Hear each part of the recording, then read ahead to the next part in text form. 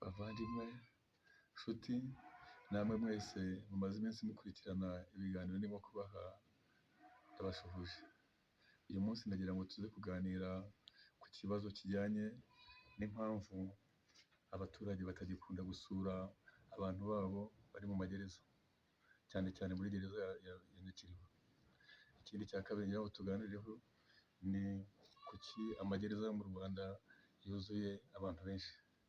Ikindi cya gatatu turi buganire ni kuki ibyaha bikorerwa mu magereza bigakorerwa abanyururu bitajya bikunda gukurikiranwa n'ubutabera. Ikindi nanone turi buganire ni ikijyanye n'ibintu bita agakaramu bacisha ku banyururu bafungiye muri gereza ya Nyakiriba. Ngibyo ibyo tugiye kuganiraho uyu munsi. Ngitangira rero ndagira ngo tuvuge ku kibazo kijyanye n'impamvu abantu babo bafungiye mu magereza batagikunda kubasura.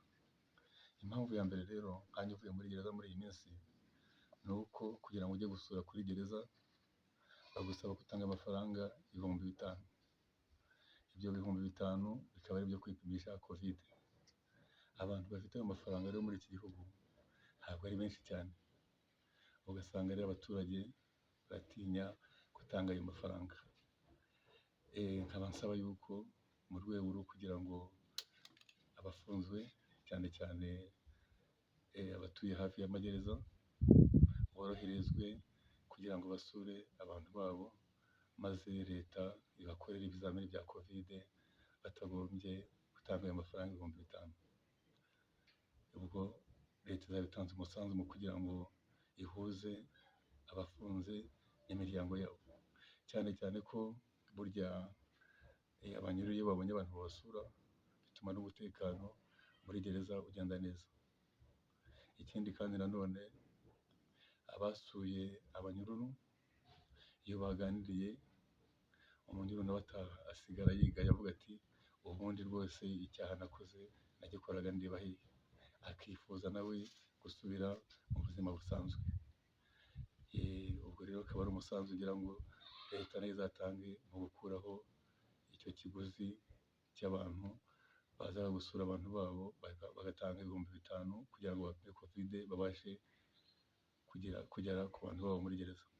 Ikindi cya kabiri gituma rero abantu batakitabira gusura abantu babo mu magereza, ni uko kera iyo basuraga abantu babo mu magereza, umuturage yajyaga munsi y'urugo agakura imyumbati, agatema igitoki, agakura ibijumba, agashaka ibishyimbo byeze, agashaka za avoka, agashaka amacunga, agashyira mu mufuka, agashyira umuntu we ufungiye mu magereza atandukanye yo mu Rwanda. Muri iyi minsi rero niba ari leta yabishyizeho ntabwo ndi bubihamye cyangwa mbihakane, ariko ntabwo umuturage yemerewe kuba yajya mu rutoki rwe ngo ashake igitoki cyanetse, igitoki gifite imineke myiza cya goromisheri cyangwa poyo, ngo maze agishyire mu gafuka avuga ati nzagishyira umuhungu wanjye ufungiye muri gereza ya Nyakiriba cyangwa muri gereza ya Muhanga. Ibyo birabujijwe. Bisaba yuko ngo nugera kuri gereza ushaka amafaranga ukagura ibyo byose, yaba imineke yaba ibindi byose nawe wakwikorera iwawe mu rugo, noneho wamara kubigura ukazabihereza umuntu wawe akugeza imbere umaze kuganira. Ibyo rero abaturage benshi birabavuna cyane, kuko umuturage arakubwira ati iyi mineke ndibuze kugura hano muri iri duka rya gereza nanjye iwanjye ndayifite, kandi umuneke ugura amafaranga 100. Amafaranga 100 akavuga rero ati nimugura imineke y'1,000, njyewe mfite igitoki nagomba kumuzanira cyose akagisangira n'abavandimwe. Ibyo rero bigatuma abaturage batakitabira gusura abantu babo bafunze, bavuga bati ese ubundi turajya kumara iki? Umuturage akavuga ati nzaturuka i Rusizi, nzaturuka i Cyangugu, nze gusura umuntu muri gereza ya Nyakiriba, ntamushyiriye izo mbuto, ntamushyiriye ibyo bijumba, ntamushyiriye ibyo birayi, dore ko n'amafunguro y'abanyururu ibyo batajya babibona, ati nibatwemerere tubashyire icyo dutunze, tuganire, twicare, tunasangire. Kuko buriya gusangira nk'uko abahanga mu mibereho ya muntu bakunze kubisobanura, gusangira bituma abantu begerana birenze, bigatuma basabana, ku buryo n'uwagusuye iyo mwasabanye atangira kukwigisha akakubwira ati ariko ubundi biriya byaha wabikoraga ureba hehe? Kuki wakoze ibyaha? Kuki waje muri gereza? Nawe mwatandukana ukigira hirya mu gipangu cya gereza, ugatangira gutekereza ibyo wakoze, wamara kubitekerezaho bigatuma utangira kwihana. None rero abaturage gusura abanyururu byahagaze, byabaye bikeya, ntibakibasura. Abanyururu nabo barimo kwiheba bati abantu bacu bari hehe? Ni ikibazo kireba umuryango nyarwanda. Abanyururu abantu bacu bari hehe? Kubera bya 5,000 barimo kubasaba, kubera batabemerera kubashyira icyo batunze mu rugo rwabo. Umukecuru ntiyavuga ati mubage kariya gatungo mukarange mwoherereze umwana wanjye ufungiye hariya. Oya, baravuga ngo genda uzagure muri kantine ya gereza. Kantine ya gereza rero ibiryo bihaza umuntu bigura hafi 8,000. 8,000 rero aravuga ati iwanjye nari guteka ibyo birayi niyejereje, nari guteka ibyo bishyimbo, nari guteka iyo myumbati, nari kuzana iyo mineke nkakuzanira rwose. Ati ibyo ntabwo nabishobora kubibona. Ugasanga rero biteye ikibazo gikomeye. Ikindi impamvu ituma abaturage batitabira gusura abantu babo bari mu magereza, ni uko iyo ugeze kuri gereza hari umuntu uba uhari uhamagara abanyururu, agahamagara n'abasuye ati nimwegerane mutangire kuganira. Iyo batangiye kuganira rero arabara iminota akavuga ati nyuma y'iminota, babaha iminota 10, n'iminota 10 ndahita babwira buri wese ahaguruke agende. Ibyo rero abaturage nabo baravuga bati ariko se nzaturuka hariya za Muhanga cyangwa amafaranga 10,000 yo kuza gusura umuntu no gusubirayo 10,000, ntibatume tunaganira? Bampa iminota 10 se turaba tuganiriye iki? Iyi minota 10 se ndaba mpanuye umuhungu wanjye mu byo yakoze, ndaba muhanuyemo iki? Bigatuma rero bavuga ati n'ubundi nimubyihorere ntacyo bimaze, kuko na ya minota ntabwo ya minota batanga irajya gushira, irajya gushira ntacyo turaganira. Ibyo rero bigatuma abaturage batakitaye mu byo kuza gusura abantu babo. Ibyo rero nanone iyo minota ituma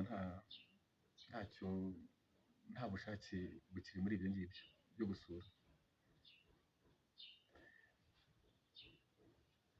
Ikindi nanone gikunze kugora mu gusura abanyururu, ubu haje niba ari itegeko, niba ari ibwiriza, ntabwo ndi bubyemeza nanone, ariko icyo ngiye kuvuga ni uko nakibonye. Ubu iyo umunyururu agiye gusura umuntu we, bahamagara umuntu we akaza akicara ahantu imbere, bakamwereka aho yicara, n'umunyururu yaza bakamwereka aho yicara. Hagati yabo harimo urukuta rwa senyenge, ku buryo kuganira byabo bibagora. Ntushobora guhobera umuntu wawe, ntushobora kumukora mu ntoki, no kumupepera gusa. Kumupepera, undi agapepera, n'undi agapepera, mukarebana ariko mutakoranye mu ntoki, mutahoberanye, mutagize mute, kubera rwa rukuta bubatse hagati y'abantu. Aha rero nkababwira nanone ubuyobozi bw'iki gihugu ko gushyira urukuta hagati y'abanyururu n'abaje kubasura nabyo ni ikindi kibazo cyerekana ko mu rwego rw'imibanire y'abantu n'abandi, cyane cyane ko tuba abasura abanyururu baba bavuga bati tubegere turebe ko bakosoka. Ariko rwa rukuta ntirutuma begerana, ntirutuma banahoberana, ntirutuma harukora n'undi mu ntoki. Ugasanga ubumuntu rero burabuze. Bwaba umuntu burimo kubura, ka kana kaje kirukanka ntikabashe no guhobera, kavuga ati ngiye kureba papa, karavuga ati ntabwo namubonye, namureberaga kure, ntabwo uzasubirayo. Ubu rero abanyururu ntabwo bagisurwa neza kubera izo mpamvu maze gutanga hejuru. Ibyo rero nkaba nsaba ababishinzwe bagerageze barebe ko bakosora ibyo bintu. Ikindi navuze turi buganireho ni impamvu ibyaha bikorerwa mu magereza bigakorerwa abanyururu, bigakorwa cyane n'abashinzwe kubarinda cyangwa abashinzwe kubayobora, bidakurikiranwa n'ubutabera bw'iki gihugu. Akenshi rero ibyaha bikorerwa mu magereza bikunze gukorwa n'abayobozi b'ayo magereza: gukubita, gukomeretsa, gukorerwa iyicarubozo. Nababwiye nk'inyakiriba ko hari ikidendezi bita Yorodani, icyo nta muntu utarakigezemo. Icyo rero abanyururu benshi bagiye bagicamo. Hari umugabo witwaga Innocent yayoboye iyo gereza, agomba kuba ari nawe wagihimbye, niko nkeka agiye, ntabwo ndi bubyemeze ariko mwazamubaza. Ibyo rero bigatuma noneho iyo Yorodani rero mbese ni nko gushyiramo abantu, bayishyiramo abantu bakabakubita, bamara kubakubita bakazamuka bakabadumbuguzamo bakongera n'iyicarubozo. Ibyo iyo byakozwe n'abayobozi ntaho wabiregera kuko nta mukozi wari wemerewe kwinjira muri gereza. N'iyo yaje ahagarara inyuma akabaza umuyobozi wa gereza ati ibintu bimeze neza, bakamubwira bati ni byiza, bati ibintu ni munanye ntimugire ikibazo. Nyamara imbere hari abantu bafite ibibazo bagombye gutanga ikirego muri RIB. Nkaba nsaba rero ubuyobozi bw'iki gihugu nibwemerere RIB ibe yagenza ibyaha mu magereza bitanyuze kuri diregiteri wa gereza. Kuko diregiteri wa gereza nawe akora ibyaha abikorera abanyururu, bikaba rero byatuma nawe atajya kwirega. Bagire uburyo umunyururu na RIB bashobora kugirana umushyikirano bitagombye guca kuri diregiteri wa gereza. Ubundi rero amategeko agenga gereza muri iki gihugu avuga yuko kugira ngo uvugane n'umuntu uwo ari we wese cyangwa utange ikirego cyangwa ube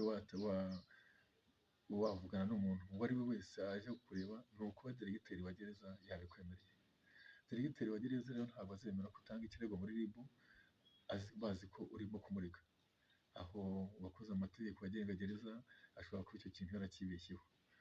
Diregiteri wa gereza niwe urimo gukubita, niwe urimo kwambura ibyawe, none niwe urimo kuregera ngo ucishaho ikirego, aho iyo akibonye arongera akagukubita akakumerera nabi. Ibyo rero bikaba bisaba yuko nanone abategetsi b'iki gihugu babyitaho bakareba ko hari ibirego byinshi cyane biri mu magereza byabuze uko bigera kuri RIB, byagiye bikorerwa abanyururu bikozwe n'abayobozi ba gereza. Ikindi navuze uyu munsi turi buganireho ni ikijyanye n'agakaramu. Hari ikintu bita muri gereza ya Rubavu ngo mumucisheho agakaramu. Ibyo nyine ni ibyazanywe n'umugabo wayoboraga iyo gereza witwa Innocent. Yabwiraga abahungu bati mugende mucisheho agakaramu. Ubwo iyo bavuga ngo gucisha agakaramu rero bashakaga inkoni nziza zigera ku 100, bakakuryamisha hasi, bakagukubita mpaka wumvishije ako gakaramu ko kakugezemo.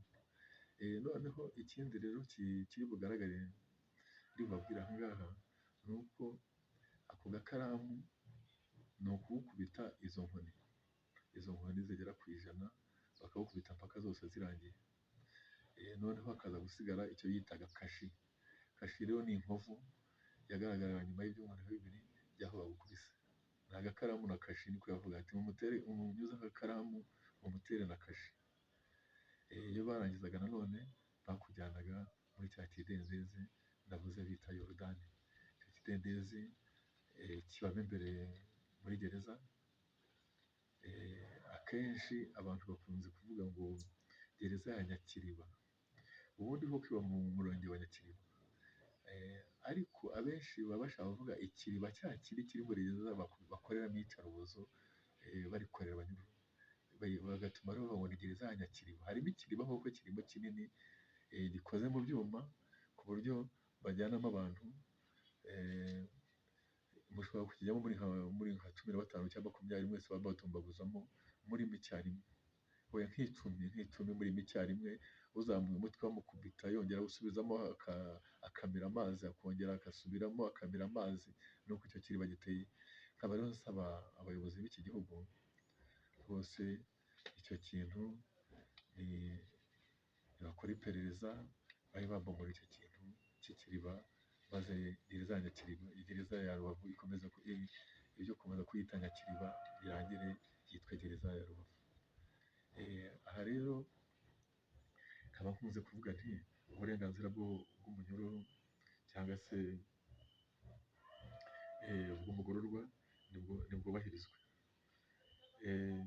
Ikindi ndi buvuge hano ni uko nugera muri gereza ya Rubavu ntagere ikavuga Nyakiriba kubera icyo kiriba kirimo nyine, uzasanga ko imibereho y'abanyururu nayo ni mikeya, cyane ko abenshi baba barihebye bamaze imyaka 3, 4 batari baburanishwa. Ino ariko igomba kuba ntawe turabona mugeze muri iyo 4, abenshi bamaze 3 bategereje ubutabera. Abantu bakaba bashobora kwibaza bati ubutabera bwagiye he? Ubutabera butangwa n'abacamanza. Abacamanza rwose nagira ngo nongere mbashimire, murakora akazi neza kanyu, murerekana ko mwize amategeko, murimo kurenganura ababageze imbere, ariko abageze imbere barahagera batinze. Ntabwo ari ikosa riburikire kuri mwebwe bene data abacamanza, oya, mwe murakora umurimo wanyu, ahubwo ni nk'uko wabwira umukozi hariya murajya guteka ibiryo ari umwe, agomba gutekera abantu 1,000,000. namwe rero muri bakeya mu bantu benshi bagomba kubagera imbere. Njye ntacyo nabashinja rwose, ahubwo Imana ibongerere, mukomeze mugire impuhwe, mugire no gushishoza nk'uko mubisanganywe, cyane cyane muri izi nkiko nabonye ziri hano muri aka karere ka Rubavu, murashishoza. Byagera i Musanze mukarusha, byagera i Kigali nanone tukabashimira rwose, murakora neza. Nimukomeze mukore uwo murimo wanyu, ariko munasabe yuko bakongera abantu babafasha muri ako kazi, kuko abantu bari mu magereza ari benshi kubera yuko muri bakeya. Imirimo yanyu murayikora neza. Ikindi ngira ngo wenda nongereho kubyo nakunze kuvuga cyane, ni ikijyanye na bya bindi navugaga yuko RIB bayiha uburenganzira igakorera muri gereza. Ariko hari n'ikindi kintu gishobora gukorwa, bashobora gufata abantu bita ba RIGO, ni abashinzwe amategeko. Hariya Nyakiriba hari uwitwa Aimable nawe arakora akazi ke neza, ntacyo ndi bumushinje.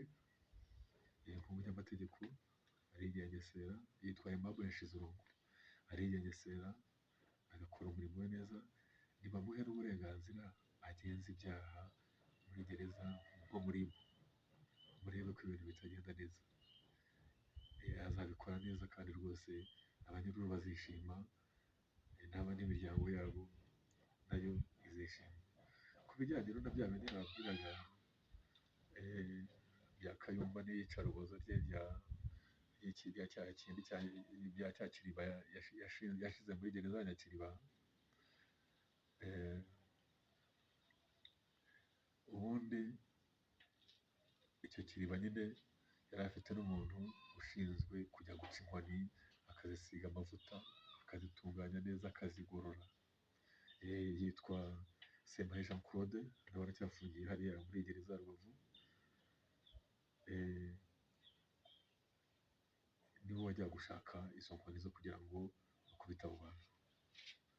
Ubwo rero muri makeya ikiganiro uyu munsi numvaga nagira ngo mbagezeho, ariko sinarangiza ntababwiye ko no mu bijyanye n'imirire nababwiye yuko barya igikombe cy'ibigori, ibikombe 2 by'ibigori, bagahabwa ibikombe 2 by'igikoma kitagira isukari byonyine. Imyaka yose uzamara muri iyo gereza ni ibyo uzarya, nta bindi. Ibyo biryo rero bikaba bifite intungamubiri nkeya, dukurikije ibyo leta y'u Rwanda ikunze kutubwira yuko umuntu agomba kurya ibiryo, harimo ibirinda umubiri, ibimwongerera imbaraga, ibyubaka umubiri. Ibyo rero ntabwo byuzuye, kandi leta yagombye kutubera urugero mu kugaburira abantu bayo, kugira ngo n'abaturage nabo barebereho. aha rero nkaba nshaka kuvuga nti muri iyo gereza uzahasanga abantu bari mu mutuku, nk'uko mu giturage iyo tugezeyo hariya hari abantu dusanga bari mu mutuku, naho barahari benshi bari mu mutuku. Muri make rero ikiganiro wagira ngo mbagezeho uyu munsi kijyanye n'imibereho n'ubutabera, n'ikijyanye n'agakaramu muri nyakiriba bacishaho abantu, ngibyo ngira ngo bamenyeshe. Ariko nkabasaba abantu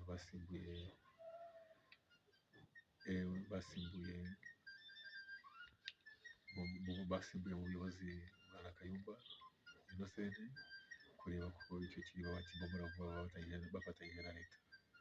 Bavandimwe murakoze, cyane umuvandimwe wanyu Dr.NIYITEGEKA Theoneste, umuharanizi w'uburenganzira bwa muntu, akaba n'umuganga wagezagaho